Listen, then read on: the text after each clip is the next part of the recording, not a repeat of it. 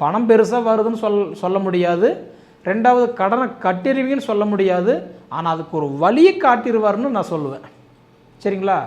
அதாவது இது வரைக்கும் உங்களோட வாழ்க்கை எப்படின்னா, பழக்கமில்லாத பாதையில் பயணம் பண்ணின மாதிரி கொஞ்சம் சிரமமாக இருந்தது. ஆனால் இதுக்கு மேலே பழக்கப்பட்ட பாதையில் கொஞ்சம் பயணம் பண்ணுற மாதிரி உங்களுடைய பயணம் பிரகாசமாக இருக்க போகுது. சரிங்களா? பொதுவாக பாருங்கள், அதாவது இப்போ நீங்கள் ஒரு இடத்துக்கு போகிறீங்க அப்படின்னா, ஒரு கூகுள் மேப் போட்டு போகிறீங்க அப்படின்னா, ஒரு பாதை, இந்த பாதை அங்கே போகணும்னு உங்களுக்கு காட்டும்போது அந்த பாதையை நீங்கள் மிஸ் பண்ணிட்டு போயிட்டீங்கன்னா நீங்கள் போகிற பாதை தப்பு அப்படின்னு அந்த கூகுள் மேப்பை சொல்ல போகிறதில்ல. அடுத்த இன்னொரு பாதை உங்களுக்கு காட்டும். அப்போ மிதுன ராசிக்கு போக வேண்டிய குரு பகவான் 5ஆம் இடமா பாருங்கள் துலா ராசி பார்ப்பார். 7ஆம் இடமா தன் சொந்த வீடான தனுசு ராசி பார்ப்பார். 9ஆம் வீடான பார்த்தீங்கன்னா உங்களுடைய கும்பராசி பார்ப்பார். அப்போ குரு பார்வைப்பட்டால் கோடி புண்ணியம் இல்லைங்களா? அப்போ அடுத்தது உங்களுக்கு சனி பயிற்சியும் உங்களுக்கு நல்லா இருக்குது. ஏன்னா ஜென்மச்சனி முடிஞ்சு பாதச்சனி வந்துடுது. குரு பயிற்சின்றது பார்த்தீங்க அப்படின்னா 7ஆம் இடமா உங்கள் ராசி பார்க்கும்போது பூர்வீக வழி பிரச்சனை கண்டிப்பாக சால்வ் ஆகும். ஏன்னா 9ஆம் இடம்ன்றது பிதிருஸ்தானம், அதாவது அப்பாவுடைய இடம், பாக்கியஸ்தானம். நிகழும் மங்களகரமான குரோதி வருடம் பங்குனி மாதம் 1ஆம் தேதி, அதாவதுன்றது பார்த்திங்கன்னா சனிக்கிழமை அதிகாலையில் மார்ச் மாதம் 15ஆம் தேதி அன்னைக்கு இந்த மாதம் பிறக்கப்படுதுங்க.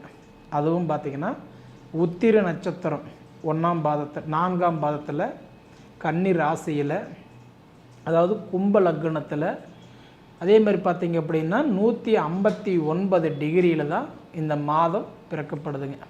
இப்படி பிறக்கக்கூடிய இந்த ஒரு காலகட்டத்தில் பார்த்திங்கன்னா காலச்சக்கரத்தின், அதாவது 11ஆவது ராசின்னு சொல்லக்கூடிய கும்ப ராசியில் பிறந்தவங்களுக்கு இந்த பங்குனி மாதம் என்னென்ன மாற்றங்களை கொடுக்க போகிறார் அதை பற்றி தான் இந்த காணொலியில் பார்த்துட்ருக்குறோம்.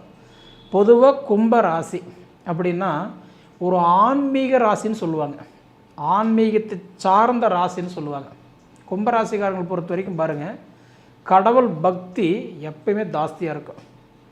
நமக்கு 1000 கஷ்டம் இருக்கும், நமக்கு சாப்பிட்றதுக்கு காசு பணம் இருக்கோ இல்லையோ, மற்றவங்களுக்கு ஒரு உதவின்னு வந்தால் அள்ளி கொடுப்போம். ஒரு கோயில் திருவிழா பண்டிகை நல்லது கெட்டது அப்படின்னா கணக்கு பார்க்க மாட்டோம், எடுத்து கொடுத்துருவோம். ஆன்மீகத்தை சார்ந்த ராசி தான் இந்த கும்பராசி. ஆனால் இந்த கும்பராசிக்காரர்களுக்கு ஃபஸ்ட்டு பார்த்திங்க அப்படின்னா ஒரு 2.5 வருடம் விரையச்சனி அனுபவிச்சிங்க. அந்த விரையச்சனியில் நிறைய பேருக்கு சொத்து பிரச்சனை வந்திருக்கும்.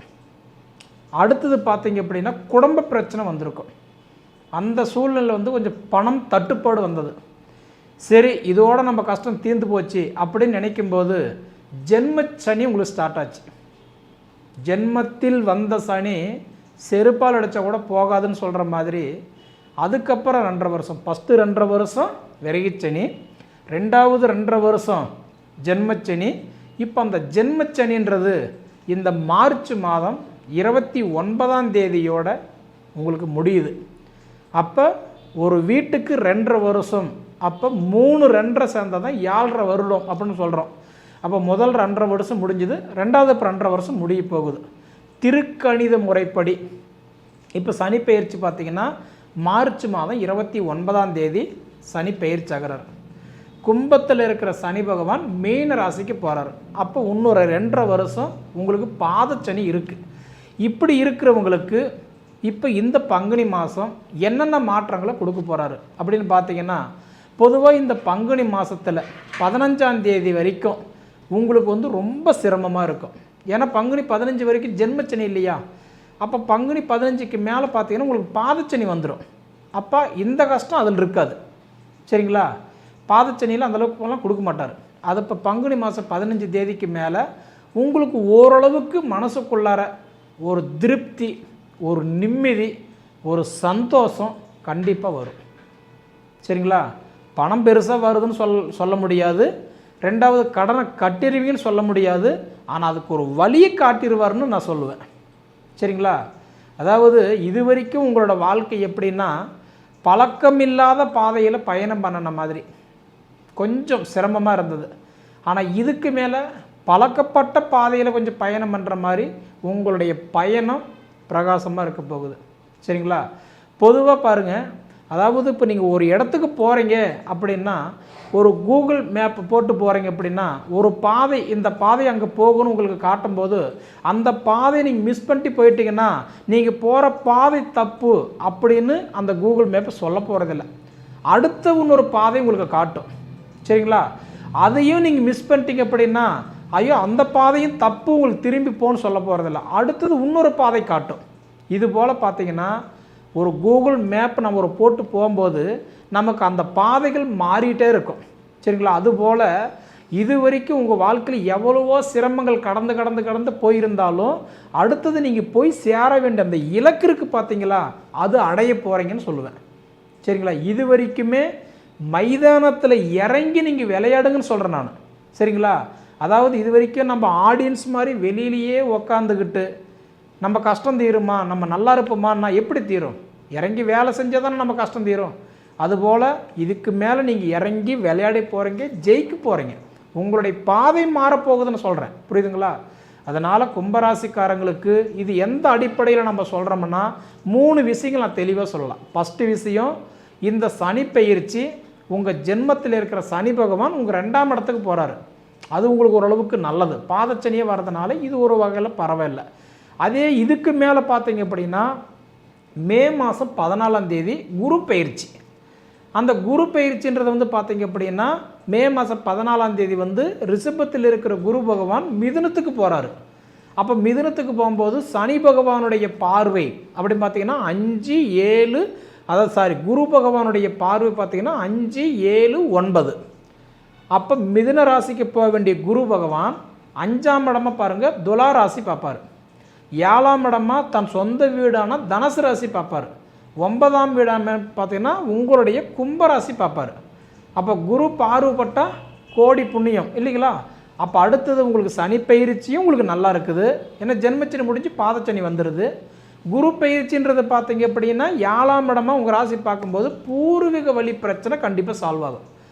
ஏன்னா 9ஆம் இடம்ன்றது பிதிருஸ்தானம், அதாவது அப்பாவுடைய இடம், பாக்கியஸ்தானம். அப்போ உங்களுடைய எதிர்பார்ப்பு ஒரு பாக்கியம்னு எதிர்பார்ப்பீங்க. குழந்தை பாக்கியம் வேணும், திருமணம் பாக்கியம் நல்லா இருக்கணும், கடனை கட்டணும், வாழ்க்கையில் சாதிக்கணும், கடன் இருந்தாலும் இல்லாமல் அதாவது கடன் இருந்தாலும் நிம்மதியான வாழ்க்கை. இன்றைக்கி வந்து நான் கரிஞ்சோறு கேட்கலைங்க, கஞ்சி குடித்தா கூட சந்தோஷமான வாழ்க்கை வேணும்னு கேட்குறீங்க. இந்த வாழ்க்கைன்றது உங்களுக்கு அடுத்தது குரு பயிற்சி ஆகும்போது உங்களுக்கு நல்லது கொடுத்துருவார். இது இல்லாமல் ராகு கேது பயிற்சி ஆகிறாரு மே மாதம் 18ஆம் தேதி. அப்படி பார்த்தீங்கன்னா உங்களுக்கு ராகு பகவான் என்ன பண்ணுறாரு, அடுத்தது உங்களுக்கு வந்து மீன ராசியிலிருந்து கும்பராசிக்கு வராரு. அப்போ கும்பராசிக்கு வரும்போது ராகுக்கும் கேதுக்கும் வீடு கிடையாது, நிழல் கிரகம், சாய கிரகம், வக்கர கிரகம். அப்போ அந்த ராகு பகவான் வந்து என்ன பண்ணுறாருன்னா கும்பராசியில் வந்து உட்காரும்போது உங்களுக்கு ஓரளவுக்கு நல்ல பலன்களை கொடுத்துருவார். சரிங்களா? மொத்தத்தில் கும்பராசிக்காரங்களுக்கு இது வரைக்கும் பட்ட கஷ்டம் இதுக்கு மேலே நீங்கள் படமாட்டீங்க. அடுத்தது பார்த்தீங்க அப்படின்னா தைரியஸ்தானத்துக்கு அதிபதியும் தொழில் ஸ்தானத்துக்கு அதிபதியும் செவ்வாய் பகவான் 5ஆம் இடத்துல உட்காந்துருக்கிறார். அப்போ உங்களுக்கு எப்படின்னா சகோதர ஸ்தானம், தொழில் ஸ்தானத்துக்கு அதிபதி புத்திரஸ்தானத்தில் போய் உட்காரும்போது நிச்சயமாக குழந்தை பாக்கியத்துக்கு செவ்வாய் பகவான் உங்களுக்கு கொஞ்சம் சப்போர்ட் பண்ணுவார். அது உங்களுக்கு விட உங்கள் சகோதரன் சகோதரிகள் இருந்தால் அவங்களுக்கு நல்லா சப்போர்ட் பண்ணுவார். அப்போ வக்கரம் அடையும் போது இந்த பங்குனி மாதம் 1ஆம் தேதி என்ன பண்ணிடுறாருன்னா சூரிய பகவான் மீன ராசிக்கு போயிடுறாரு. அப்போ அந்த மீன ராசியில் ராகு பகவான், சுக்கிர பகவான், அதாவது புதன் பகவான், சூரிய பகவான், இந்த 4 கிரகங்கள் அங்கே சேரும்போது அப்போ அந்த சூரியனும் புதனும் அந்த இடத்துல பார்க்கும்போது புதன் ஆதித்ய யோகம் ஏற்படுது. அப்படி ஏற்படும் போது என்னாகுது அப்படின்னா உடல் உபாதிகள் கொஞ்சம் சரியாகும். ஏன்னா குடும்பத்தில், ஏன்னா 2ஆம் இடம்ன்றது குடும்பஸ்தானம் இல்லையா, அந்த குடும்பஸ்தானத்தில் வந்து புதன் ஆதித்ய யோகம் ஏற்படும் போது குடும்பத்துக்குள்ளார இருக்கிற அந்த பண கஷ்டம், உடல் கஷ்டம், தொழில் முடக்கம், அதாவது நமக்கு வந்து பார்த்திங்கன்னா ஏதோ ரூபத்தில் நமக்கு வந்து வீட்டில் நிம்மதியில்லாத வாழ்க்கை எல்லாம் இருந்தும் ஒரு சில நேரத்தில் அனாதை போல் ஃபீல் பண்ணக்கூடிய நிலைமையெல்லாம் இந்த 5 வருஷ காலமாக பார்த்துட்டீங்க. இது எல்லாம் தாண்டி உங்களுக்கு ஓரளவுக்கு நல்ல மாற்றங்களும் இந்த பிரபஞ்சம் உங்களுக்கு நல்ல ஒரு சமுதாயத்துக்கு ஒரு எப்படி சொல்கிறேன்னா உங்களுக்கு ஒரு அங்கீகாரம் உங்களுக்கு கண்டிப்பாக கிடைக்க போகுது 100%. இப்போ உங்களுக்கு அடுத்தது சப்போர்ட் பண்ணுறவர் யாருன்னா முக்கியமாக குரு பகவான். சரிங்களா? அந்த குரு பகவான் உங்களுக்கு அடுத்த பாதச்சனி இருக்குதுன்னு நீங்கள் பயப்பட வேண்டாம். குரு பகவான் உங்கள் ராசி 9ஆம் இடமா பார்த்தாருன்னா அப்போ உங்களளவுக்கு நல்ல தெம்பு தைரியத்தை கொடுத்துருவார். அப்போ நீங்கள் யாருக்கு உதவி பண்ணீங்களோ அந்த உதவி பண்ணனவங்க உங்களுக்கு யாராவது ஒருத்தர் உதவி பண்ணுவாங்க, சப்போர்ட்டு கிடைக்கும். சரிங்களா? நம்ம வந்து எது நமக்கு வேண்டாம்னு சொல்லி ஒரு பொருள் ஒதுக்கி வச்சோமோ அந்த பொருளால் உங்களுக்கு பலன்கள் கிடைக்கும். புரியுதுங்களா? அப்போ உங்களோட ராசிக்கு வராதுன்னு சொல்கிற பணம் கூட உங்களுக்கு வரலாம். அப்போ அது வாங்கி நீங்கள் என்ன பண்ணணும், சுபவரியம் பண்ணுங்க. முடிஞ்ச வரைக்கும் கும்பராசிக்காரர்களுக்கு நான் சொல்கிறது என்னென்னா, போர் போடுறது, கிணறு வெட்டுறது, கூட்டுத்தொழில் பண்ணுறது, ஜாமீன் கழுத்து போடுறது, அதாவது பணம் கட்டி ஒன்று சாதிச்சிடலாம் நினைக்கிறது, இந்த மாதிரி விஷயங்கள் பண்ணலான்றதை யோசிக்கிறதை விட சுபகாரியம் பண்ணலாம்னு யோசிங்க. திருமணம், வீடு கட்டுறது, அப்பார்ட்மெண்ட் வாங்குறது, இடம் வாங்கி கிரையம் பண்ணுறது, வீடு ஆல்ட்ரேஷன் பண்ணுறது, வீட்டுக்கு சம்மந்தப்பட்ட விஷயங்கள் செய்யலான்னு பாருங்கள். அது உங்களுக்கு கண்டிப்பாக கை கொடுக்கும். சரிங்களா? கடனானாலும் முதலீடு மிச்சமாகணும். அதே மாதிரி இன்னொரு 2.5 வருஷத்துக்கு முடிஞ்ச வரைக்கும் சனி பரிகாரம், நவகிரகத்தை சுற்றுறது, திருநள்ளாறு போகிறது, எல் தீபம் பொருத்துறது, காகத்துக்கு வந்து எள்ளும் சோறு கலந்து காகத்துக்கு வைக்கிறது, மனுஷாக்களுக்கு காக்கா குருவிகளுக்கு முடிஞ்ச வரைக்கும் ஆடு மாடுகளுக்கு தானம் கொடுக்கறது, இது எல்லாமே உங்கள் ராசிக்கு நல்லது கொடுப்பாரு. சரிங்களா? மொத்தத்தில் கும்பராசிக்காரங்களோட நிலைமை கெட்டு போச்சு, கஷ்டம், புலம்ப வேண்டாம். குரு பார்க்குறாரு, குரு பார்க்கக்கூடிய தருணம் உங்கள் வாழ்க்கை நல்லா இருக்க போகுது. சரிங்களா? சரி நேயர்களே, உங்கள் பொன்னான நேரத்தை ஒதுக்கி இவ்வளவு நேரம் என்னுடைய காணொலியை நீங்கள் முழுமையாக பார்த்ததுக்கு மனசார மனசிலிருந்து கேட்டுக்கிறேனுங்க. நன்றி.